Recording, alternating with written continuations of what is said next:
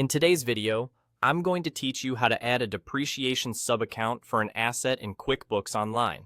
By the end, you'll have a clean, organized place to track accumulated depreciation, so your balance sheet is accurate and easy to read.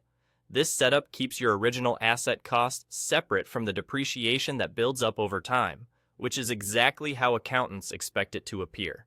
Start by opening your chart of accounts.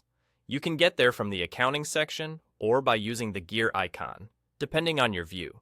The chart of accounts is the hub for every account in your file, so it's the right place to add and organize anything related to assets and their offsets.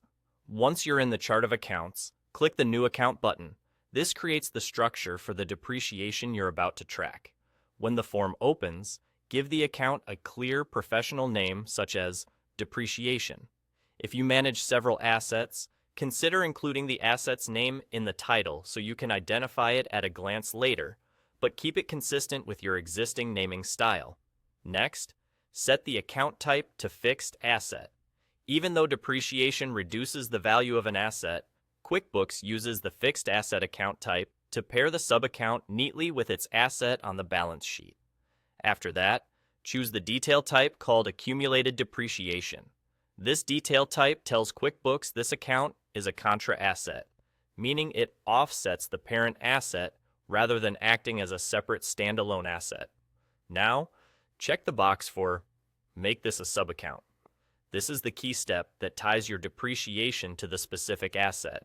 In the Parent Account field, select the asset that this depreciation belongs to, such as a particular vehicle, machine, or piece of equipment. Double-check you've picked the correct asset so your reports reflect the right relationship. When everything looks good, click Save. That's it. You've created a depreciation subaccount that sits neatly under the asset. From here, your future depreciation entries can post to this subaccount, keeping the original cost and the accumulated depreciation clearly separated. If you have multiple assets, repeat the same process for each one to keep your records consistent. As a best practice, confirm your naming and account selections match your accountant's preferences, and remember that this setup step doesn't post any amounts by itself. It just prepares your books to track depreciation accurately going forward.